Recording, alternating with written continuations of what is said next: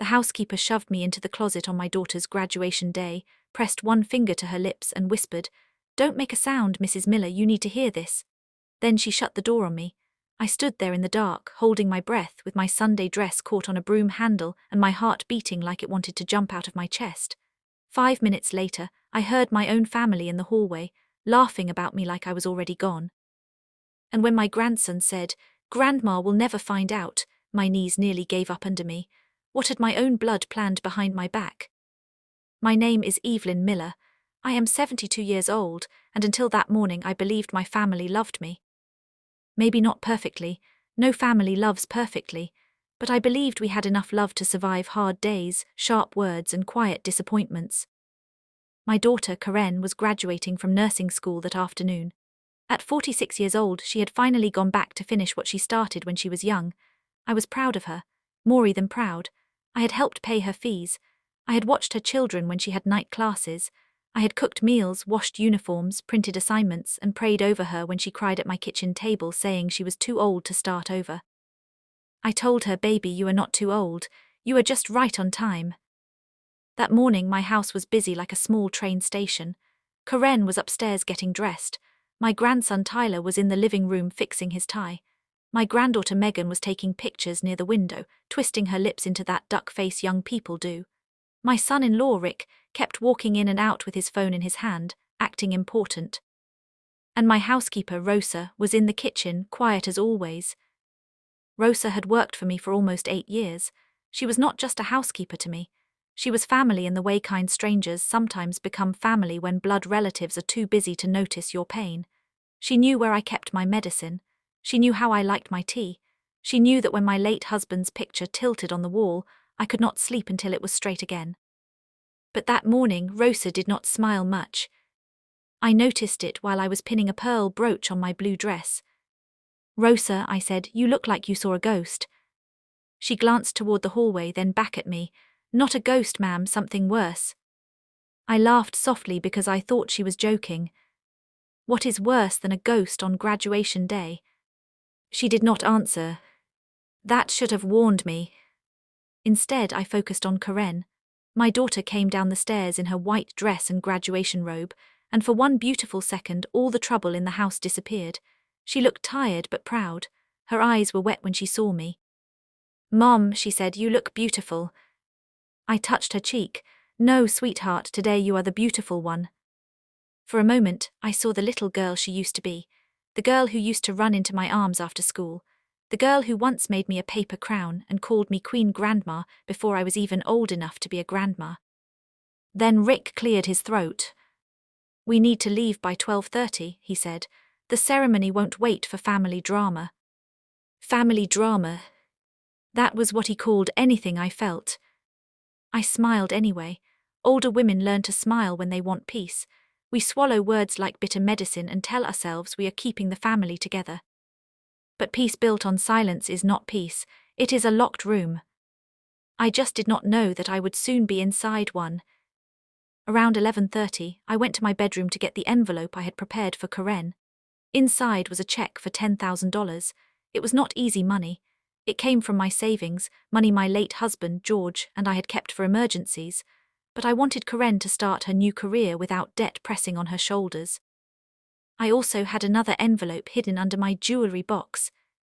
That one was more serious. It held papers from my lawyer. You see, 3 weeks before graduation, I had decided to change my will. Not because I hated my family. No, because I had started to feel like my home had become a prize people were waiting to collect. Rick had made little comments. "This house is too big for you, Evelyn. Taxes are not cheap, you know. One day we'll have to make smart choices." Tyler once joked, "Grandma's house is basically our future headquarters." Everyone laughed. I did not. So I called my lawyer, Mr. Patterson. I told him I wanted my house protected.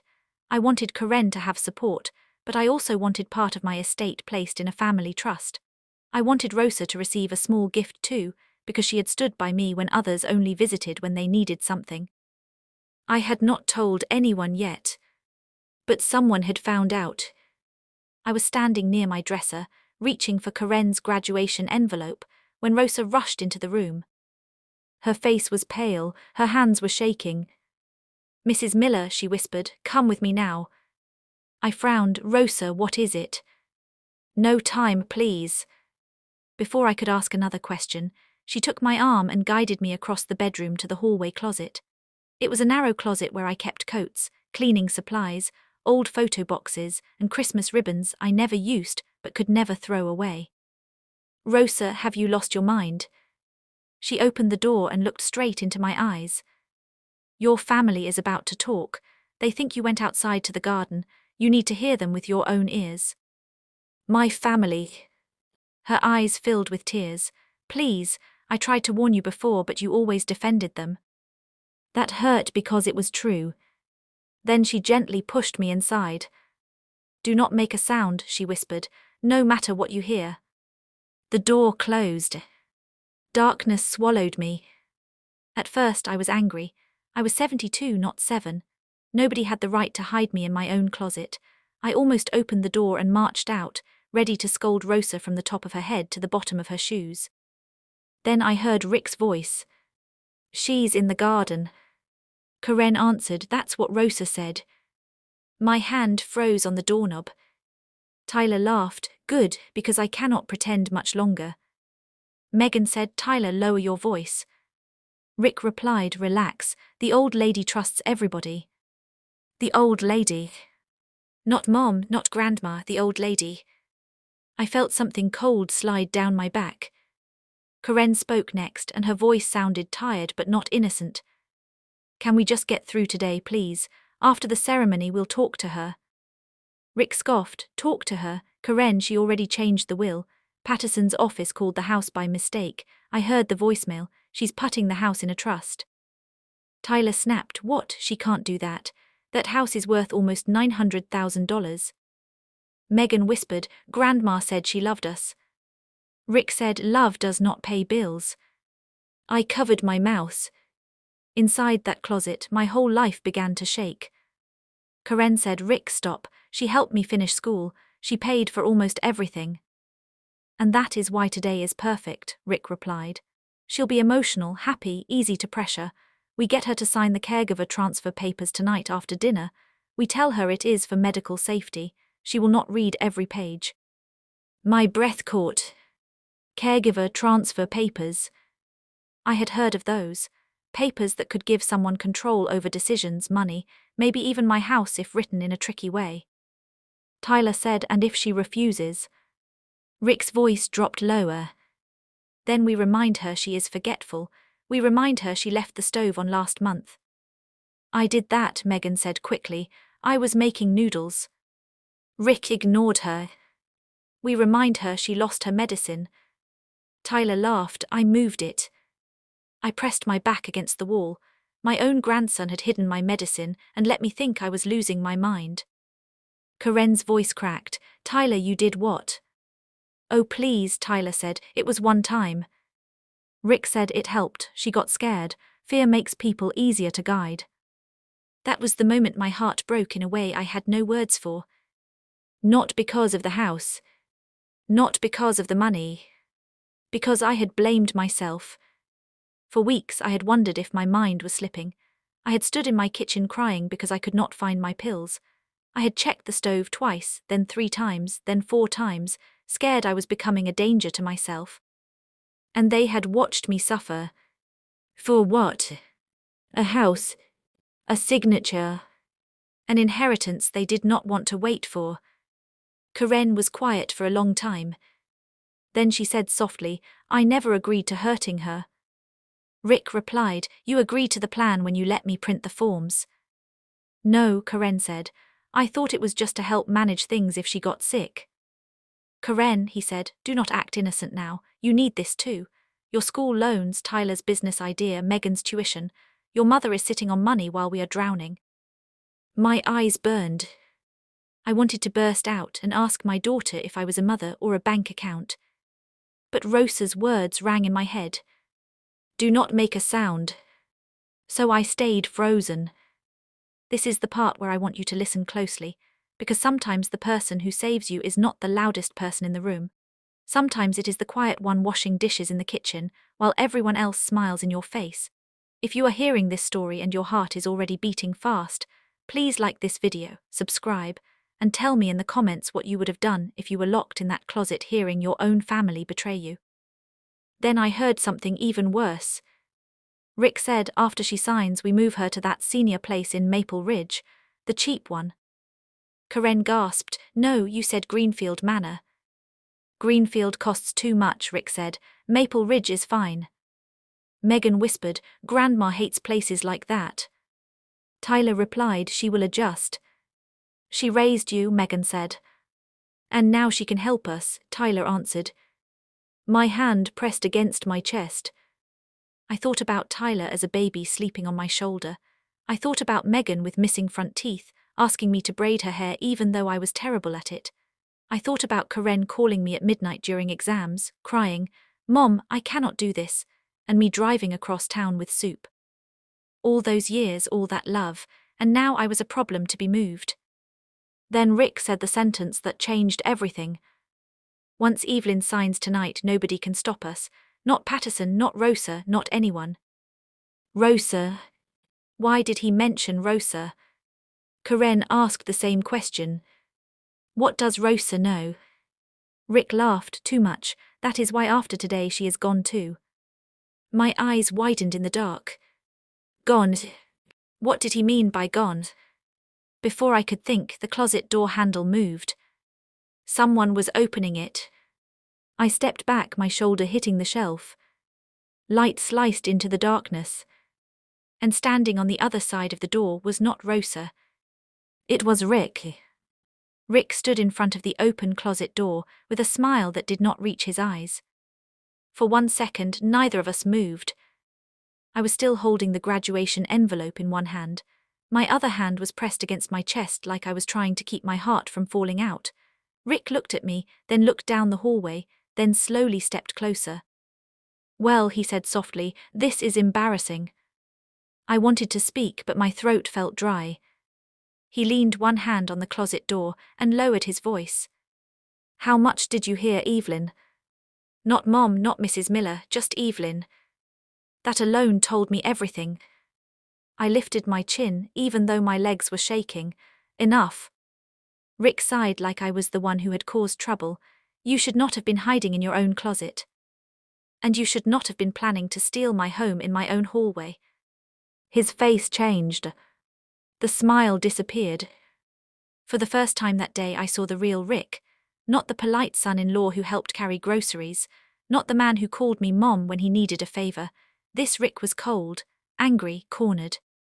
He stepped closer, and I stepped back until my shoulder touched the wall. "You are confused," he said. "You are upset, maybe you imagine things." I almost laughed. That was his plan again. Make me doubt myself, make me feel old, make me feel weak, make me feel like my ears had lied. But my ears had not lied. I had heard every word. Before I could answer, Karen appeared behind him. Her face went pale. "Mom." The shame in her voice hit me harder than Rick's anger. "Karen," I said quietly, "please tell me you did not know." She opened her mouth but no words came. That silence was louder than a scream. Tyler came next, then Megan. Tyler looked scared for half a second, then tried to look bold. Megan had tears in her eyes already. Nobody spoke. The graduation robe on Karen's shoulders looked strange now. That robe was supposed to mean hard work, hope, and a new start. But in that hallway, it looked like a costume in a play where everyone had forgotten their lines. Rick turned around and clapped his hands once. "All right, everyone calm down. We are not doing this before the ceremony." I stepped out of the closet. My knees felt weak, but I stepped out anyway. "This is my house," I said. "If something is going to be done here, I will decide when." Rick laughed under his breath. "You see, this is what I mean. You are emotional, you are not thinking clearly." Megan snapped, "Dad, stop."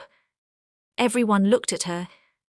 Megan was only 17, and most people in the family treated her like a quiet child. But that morning her voice shook the hallway. "She heard you," Megan said. "We all heard you, stop pretending." Tyler glared at her. "Megan, shut up." Do not speak to your sister like that, I said. The words came out before I even knew I had said them. I was still Grandma. Even standing there hurt and betrayed, I still corrected my grandson. That is the strange thing about love. It does not switch off just because someone disappoints you. Rick rubbed his forehead. Fine, Evelyn, yes, we had concerns, you have been forgetful. We thought putting things in order would help the family. You hid my medicine, I said, looking at Tyler. Tyler looked away. You blamed me for the stove, I said, looking at Megan. Megan cried harder. Grandma, I am so sorry. I was scared to say it was me. Dad told me not to make things worse. I turned to Karen, and you let them. Karen's eyes filled. Mom, I was tired, I was scared. Rick said we were sinking. Bills, loans, Tyler's trouble, the house payment, everything. He said you would help if we pushed a little. If you pushed a little, I repeated. My voice broke. Karen, I carried you when your father died. I worked 2 jobs. I sold my wedding earrings to help you buy your first car. I kept your children so you could become a nurse. All you had to do was ask me for help. Why did you let them turn me into an obstacle? She began to cry. I did not think it would go this far. Rick cut in. Enough, this crying show is useless. We are late. I turned to him. You are not going anywhere with me. His eyes narrowed. What does that mean? It means I am not attending the graduation with people who were planning to trap me into signing papers. Karen flinched like I had slapped her. Mom, please, she whispered. Please come, I worked so hard. And I was proud of you, I said. I was so proud I wrote you a check this morning. I held up the envelope. Karen stared at it. Rick's eyes went straight to it too. That small movement told me so much. He did not look at my face, he looked at the money. I slowly tore the envelope in half. Karen gasped. The check tore with it. Pieces of paper fell to the floor like dead leaves. That gift was for my daughter, I said, not for a plan to steal from me. Rick's jaw tightened. You will regret this. Rosa's voice came from the end of the hallway. No, Mr. Davis, I think you will. We all turned. Rosa stood there holding her phone. Her hand was shaking, but her eyes were strong. Rick stared at her. What are you doing? Rosa lifted the phone, recording. The hallway went silent. Tyler whispered, Dad. Rick rushed toward Rosa, but Megan stepped in front of him. Do not touch her, Megan said. For a moment I saw my granddaughter clearly, not as a child taking pictures by the window, not as a shy girl hiding behind her phone. I saw a young woman choosing right even when she was afraid. Rick stopped. Rosa said, I started recording when you began talking about the papers. I also have pictures. What pictures? Karen asked. Rosa swallowed. The papers he left in the study, the ones Mrs. Miller never saw. They were not just medical papers. They included financial control and property transfer language. Rick pointed at her. You had no right to go through my papers. Rosa answered, you had no right to trick an old woman. I had never heard Rosa speak that firmly before. Rick turned back to me. Evelyn, be careful, you do not want to destroy your daughter's big day. I looked at Karen's. Her face was wet with tears. Her cap was in her hand now, crushed by her fingers. A part of me wanted to forgive everything right there. That is the dangerous part of a mother's heart. It will try to protect the person who hurt it, just because that person once slept in its arms. But another part of me, the part George always said was made of iron, finally stood up inside me. No, I said, I am not destroying her day, your lies did that. Rick's face turned red. Then he said something that made the whole hallway colder. You think you are safe because of one recording. You have no idea what I know about this family. Karen looked at him. Rick, what are you talking about? He smiled, but now it was ugly. Tell her, Evelyn. My stomach tightened. Tell me what? Karen asked. I stared at Rick. Do not. Oh, so now you want secrets kept, he said. Karen looked from him to me. Mom. The old secret rose up between us like a ghost. It was not about money. It was not about the house. It was about Karen's father. George Miller was the man who raised Karen. He was the man who taught her to ride a bike, the man who sat through every school play, the man whose picture still hung in my living room. But George was not Karen's birth father. Karen did not know. Before she was born, I had made a mistake during a lonely time when George and I were separated. It was the worst mistake of my life, and I told George the truth when I found out I was pregnant. He had every right to leave me, but he stayed. He loved Karen from the moment she came into the world. He said, "Blood starts life, Evelyn. Love raises it." We agreed never to tell Karen while she was young. Later, when she grew older, I wanted to. George always said, "One day when the time is right." But then he got sick. Then he died. And the right time never came. Rick had found the truth years later in an old letter George wrote to me. I thought I had burned it, but I had missed one page tucked inside a Bible. Rick had used that secret before quietly to frighten me. He never said it openly.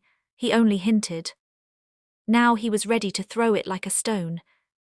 Karen stepped toward me. "Mom, what secret?"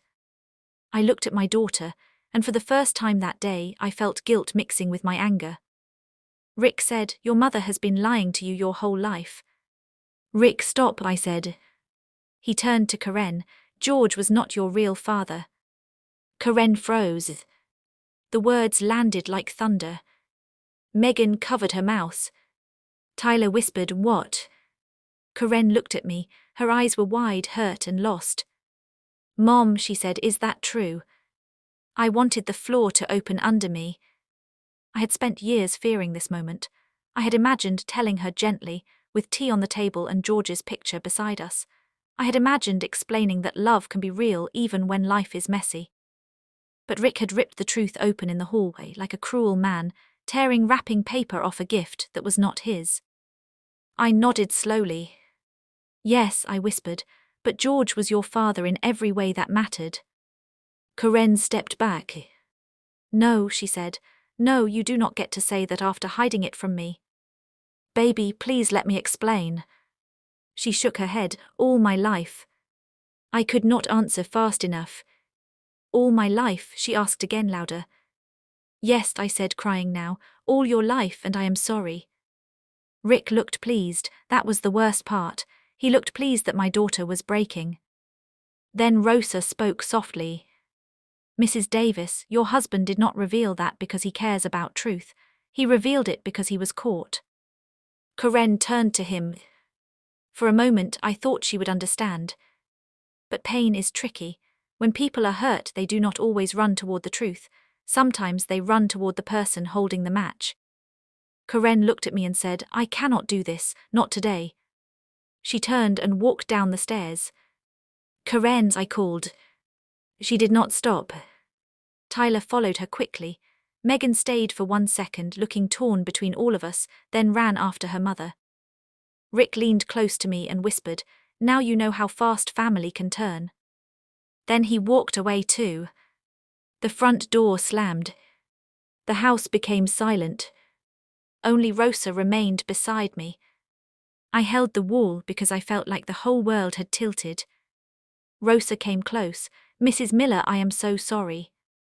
I shook my head. "No, you saved me." But even as I said it, I knew the day was not over. Rick still had something. The papers, the secret. And now my daughter was driving to her graduation with her heart broken, and that man beside her, filling her ears with more poison. I wiped my face. "Rosa," I said, "call Mr. Patterson." She nodded. "Your lawyer." "Yes." Then I looked toward the front door. "And after that, call the graduation hall." Rosa frowned. "Why?" I picked up my purse with shaking hands. "Because if Rick thinks I will hide in this house while he ruins my family in public, he has forgotten one thing." "What thing?" Rosa asked. I looked at her. I am still a grandmother. And when we reached the graduation hall 40 minutes later, I saw Rick standing near the entrance, handing an envelope to a man I had never seen before. On the front of that envelope, written in thick black ink, were the words "Evelyn Miller Medical Emergency Papers." I stood near the entrance of the graduation hall with Rosa beside me, watching Rick hand that envelope to a man in a grey suit. For a moment the whole world went quiet. People were walking around us, laughing, hugging, carrying flowers and balloons.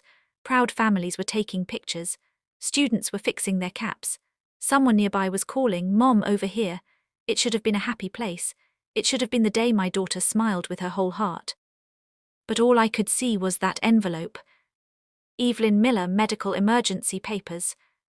My name was on it. My life was inside it. And Rick was trying to pass it to a stranger like I was already helpless. Rosa grabbed my arm. "Mrs. Miller, we need to be careful." "I am done being careful," I said. My voice was low, but something inside me had changed. I was still hurt, I was still shaking, but fear was no longer sitting in the driver's seat. Anger had moved it aside, and behind that anger was love. Because this was not only about me anymore. This was about Karen.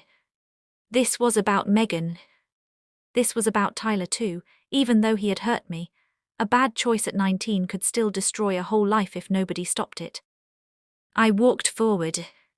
Rick saw me before I reached him. His eyes widened for a second, then narrowed. The man in the grey suit turned and looked at me with a polite smile. "Mrs. Miller?" he asked. "Yes," I said, "and I would like to know why my name is on that envelope." Rick stepped between us. "Evelyn, not here." I looked at the man. "Who are you?" He cleared his throat. "My name is Mr. Coleman. I work with Maple Ridge Senior Residents. Mr. Davis told us there was an urgent family situation." I felt Rosa stiffen beside me. "Urgent family situation," I repeated. Mr. Coleman looked uncomfortable. He said you had been showing signs of confusion and that your family was preparing care papers. Rick forced a laugh. "This is exactly what I was trying to avoid. Evelyn, you are upset. Let us go somewhere private." "No," I said. "You planned this in secret, so we will discuss it in the light." People nearby began to look over. Rick hated that. He leaned closer and whispered, "Do not embarrass Karen on her graduation day." That almost worked. For 1 second I looked across the lobby and saw Karen standing with her classmates. Her eyes were red. Her cap sat crooked on her head. She looked broken, not proud. My heart twisted. Then I remembered what Rick had said in my hallway. "After she signs, nobody can stop us." I turned back to Mr. Coleman. "I did not agree to any senior residence. I did not sign any papers. I am not confused. I am not unsafe.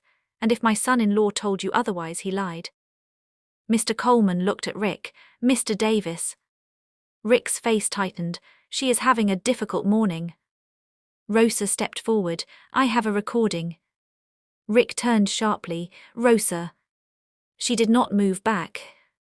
"I have a recording of you saying you planned to pressure her into signing papers after dinner. I also have pictures of the documents." Mr. Coleman took a step away from Rick like Rick had suddenly become dangerous. "I think I should not be involved in this," he said. "That would be wise," I replied. He handed the envelope back toward Rick, but I reached out first. "Those are about me," I said. "I will take them." Rick tried to grab them too. For 1 ugly second, his fingers closed over mine. "Let go," I said. His grip tightened. Then Megan's voice cut through the lobby. "Dad, stop it." We all turned. Megan stood a few feet away, holding her phone. Tyler was behind her, nervous and pale. Karen stood farther back, frozen. Megan lifted her phone. "I am recording too." Rick released the envelope, so fast it almost fell. I took it and held it close to my chest. Rick looked around. Too many people were watching now, too many eyes, too many phones. "This family is losing its mind," he said with a sharp laugh, "all because an old woman cannot handle hard conversations." Karen walked toward us slowly. "Rick," she said, "what were you doing with those papers?" He turned to her, softer now. "Trying to protect us, trying to protect your mother too." Karen pointed at the envelope. "From what?" "From herself," he said. I saw Karen flinch. That was the same phrase he had been using on her, from herself, as if I was no longer a person, as if I was a problem. I opened the envelope with trembling hands. Inside were forms, several pages. Some had sticky notes where I was supposed to sign. The words were big and legal, but I understood enough. Power over medical decisions. Power over financial accounts. Permission to discuss property transfer. Agreement for temporary senior placement. Temporary. That word made me almost laugh. Temporary is a sweet word people use when they want to make a painful thing sound soft. I held up the papers. Karen, these papers would give Rick control over my money and decisions. They would help him move me out of my home. Karen shook her head. Rick told me they were only emergency care papers. They are, Rick said quickly. She is twisting it. Rosa said, no, sir. Mr. Patterson's office warned Mrs. Miller about this kind of form. At the name Patterson, Rick's eyes changed again. My lawyer knew, Rosa knew. Megan had recorded. The senior home man had heard enough. His plan was cracking in public and he knew it. Then Tyler stepped forward. Dad, just tell them the truth. Rick stared at him. Excuse me. Tyler swallowed. I said tell them the truth. Karen turned to Tyler. What truth? Tyler looked like a boy again. Not the proud young man who laughed about my house. Not the grandson who hid my medicine. Just a scared boy who had followed the wrong person too far. He looked at me. Grandma, I am sorry.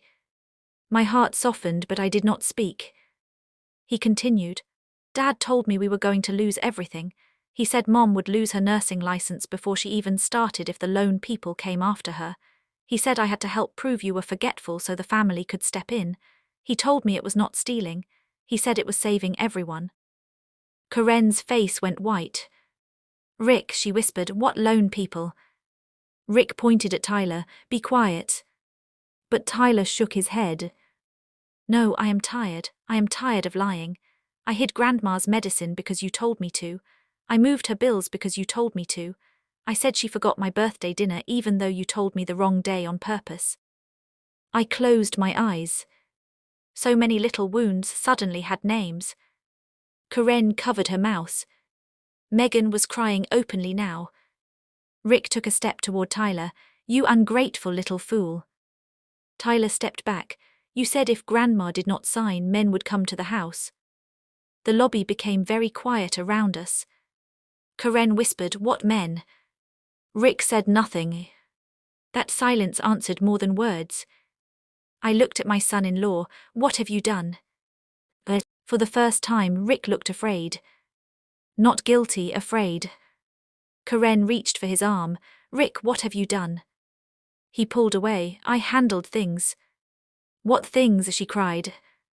He looked around, then lowered his voice. Business things. Tyler let out a bitter laugh. There is no business. Dad lost money, a lot of money. Karen stared at Tyler. What do you mean? Tyler looked at his mother with tears in his eyes. Dad borrowed money from people for my app idea, but the app was never ready. Then he borrowed more to cover the first loan, then more. He told them Grandma's house would be used as security once she signed papers. My body went cold. Karen looked like she could not breathe. Megan whispered, that is why you kept asking about Grandma's house. Rick snapped, I was trying to build something for this family. No, Karen said, you were gambling with my mother's home. He pointed at her, do not act better than me, you knew we needed money. I knew we had bills, Karen said, crying. I did not know you promised my mother's house to strangers. I wanted to sit down, but I stayed standing. Sometimes dignity is the only chair you have. Mr. Coleman quietly slipped away, and I did not blame him. Rosa leaned close to me. Mrs. Miller, Mr. Patterson is on his way. He said not to sign anything and not to leave with Rick. I nodded. Rick heard her. His face changed again. He looked toward the doors, then at Karen, then at the stage entrance where graduates were being called to line up. This is not over, he said. Karen stepped in front of him. Yes, it is. Give me your keys. He laughed. What? Give me your keys, she repeated. You are not driving my children anywhere. For the first time that day, my daughter sounded like herself. Not tired, not trapped, not controlled, herself. Rick's mouth opened, but no answer came. Then his phone buzzed. He looked down. The color drained from his face. Tyler saw it too. Is it them? Rick did not answer. Megan whispered, who is them? Rick backed away. I need air. Karen grabbed his sleeve. No, you need to answer me. He pulled free and walked fast toward the side exit. Tyler shouted, Dad. Rick did not stop. I do not know what pushed me to follow him. Maybe anger, maybe fear, maybe the feeling that if Rick walked out that door, the truth would walk out with him. But I followed. Rosa followed me. Karen followed too. Megan and Tyler came behind us. The side hallway was quieter than the lobby. It smelled like floor polish and old curtains. At the end of it, a door led outside to the back parking lot. Rick was almost there when two men stepped in from outside. They were not dressed like graduation guests. One wore a dark jacket, the other wore a cap low over his face. Rick stopped so suddenly that Karen bumped into me. The man in the dark jacket smiled. Richard, he said, we were starting to think you forgot about us. Rick's voice shook. Not here. The man glanced past him and saw us. His eyes landed on me, then on the envelope in my hand. So that is the grandmother, he said. Karen whispered, Mom, step back. The man smiled wider. Rick turned toward us, panic all over his face now. Evelyn, he said, give me the papers. No, I said. His voice cracked. You do not understand.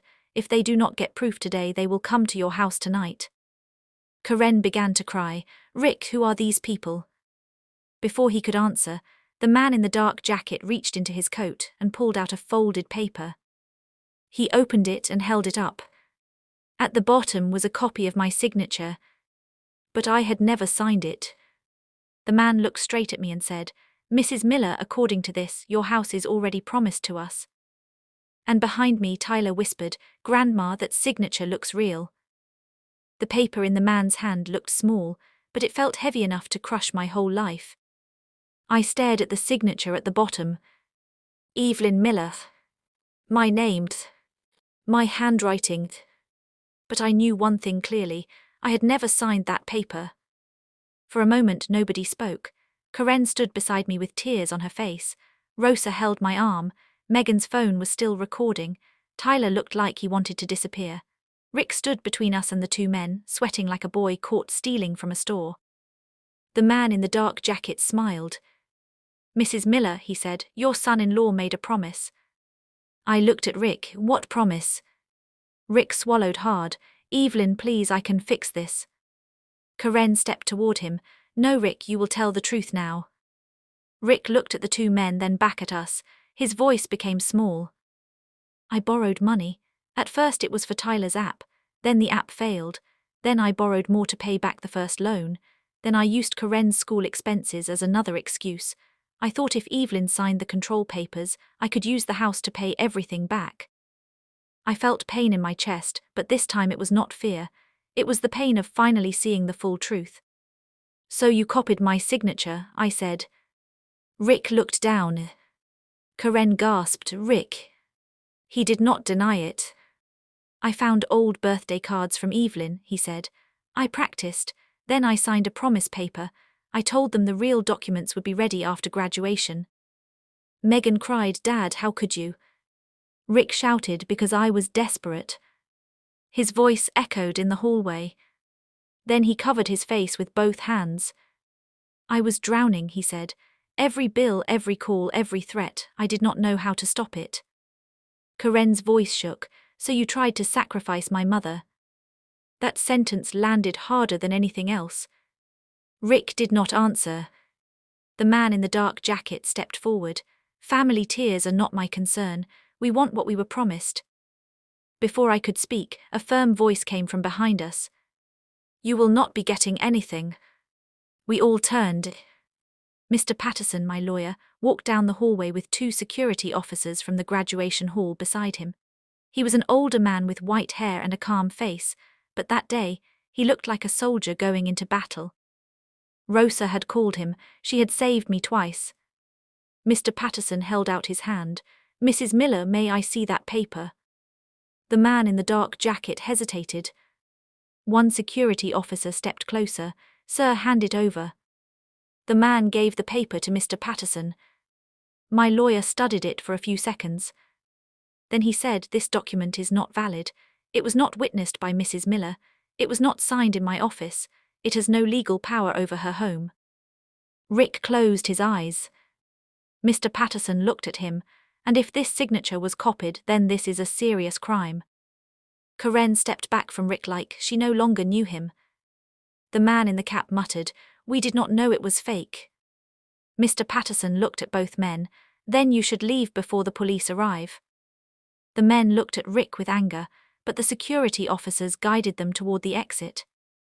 As they left, the man in the dark jacket pointed at Rick. This is on you. Rick looked broken. For one strange second I almost felt sorry for him, almost, but then I remembered the closet, the medicine, the lies, the plan to move me away like old furniture. No, pity was not the same as forgiveness. Karen turned to me shaking. Mom, I am so sorry. I did not know he copied your signature. I did not know about those men. I did not know he planned to move you to Maple Ridge. I looked at my daughter. She had hurt me by staying silent. She had trusted Rick more than she trusted her own mother, but I could also see that she had been lied to and pushed by fear.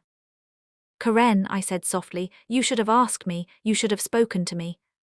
She nodded fast. I know, I was ashamed. I thought I had failed as a wife, as a mother, as a student. Rick kept saying you would judge me. I believed him. I would have helped you, I said, but I will never let anyone steal from me in the name of family. She cried harder. I understand. Tyler came forward slowly. Grandma, he said, I hid your medicine, I moved your papers, I lied about the stove. Dad told me it would help us, but I knew it was wrong. I am sorry. I looked at him for a long time. You made me think I was losing my mind, I said. His face crumpled. I know. That kind of fear is cruel, Tyler. I know, Grandma. Megan wiped her eyes. Grandma, I should have told the truth about the stove from the beginning. I opened my arms and Megan ran into them. Then Tyler stepped closer, unsure. I did not hug him right away. I needed him to feel the weight of what he had done, but I touched his cheek. Sorry is the door, I said. Changed behavior is walking through it. He nodded. Mr. Patterson turned to Rick. The police need to be informed. Rick looked at Karen. Please. Karen shook her head. No, you do not get to hide behind us anymore. That was the moment my daughter became free. The police arrived before the graduation ceremony ended. Rick was taken aside for questioning. There was no shouting, no wild scene, no big fight. Just truth finally standing where lies had stood for too long. Karen still walked across that stage. Her eyes were swollen and her smile was small, but she walked. When they called her name, I stood up with Rosa, Megan, and Tyler. We clapped for her, not because the day was perfect, but because she had worked hard and because broken days can still hold brave moments. After the ceremony, Karen came to me outside. Mom, she said, I do not deserve to ask, but can we talk about George? I nodded. We sat on a bench near the parking lot while families took pictures around us. I told her everything. I told her that George and I had separated for a short time before she was born. I told her I made a painful mistake. I told her I confessed to George and he chose love. I told her he held her first, named her, fed her, taught her, and loved her until his last breath. Why did you hide it? Karen asked. Because I was afraid, I said. At first I thought you were too young. Later I thought the truth would break your heart. Then your father got sick, and after he died I kept waiting for a peaceful time. But secrets do not become safer because we keep them longer. Karen cried quietly. Was he really my father? She asked. I took her hand. Yes, not by blood, but by every day he chose you. George Miller was your father. Karen looked at his picture on my phone and whispered, I wish he had told me himself. So do I said. That evening we went home together, not to celebrate the way we planned, but to begin again. Rick faced legal consequences for forging my signature, creating false documents, and trying to use my property as security for his debt. Karen separated from him and later filed for divorce. She also met with a financial counselor and took responsibility for her own bills the right way. Tyler got a job and started paying me back for the trouble he helped cause. More than money, he worked to earn trust again. He drove me to appointments. He helped fix things around the house. He never touched my medicine again. Megan became the loudest truth teller in the family. She said no more quiet lies in this house, and we listened. Rosa did not lose her job. Instead, I gave her the gift I had already planned, and more than that, I called her my friend in front of everyone. She cried when I said it. As for me, I changed my will properly with Mr. Patterson beside me. My home went into a protected trust. Nobody could pressure me into signing it away. Karen and the children were still included, but with clear rules. Rosa also received a gift because loyalty should be honored. Months later, Karen came over for dinner. She brought flowers and a small framed photo from graduation. In the picture, her eyes were red, but she was standing tall. She placed it on my table and said, "This day broke us, Mom, but it also woke us up." I smiled. Sometimes truth knocks gently, sometimes it pushes you into a closet. Karen laughed through her tears. And for the first time in a long time, the laughter felt real. So this is what I learned. Silence can protect peace for a little while, but truth protects people for a lifetime. Love does not mean letting family hurt you. Forgiveness does not mean giving someone the keys to destroy you again. And sometimes the person who whispers, "Do not make a sound," is the one helping you finally hear the truth. That graduation day did not end the way I dreamed. But it saved my home. It saved my mind. And in a painful way, it saved my family from living under lies forever.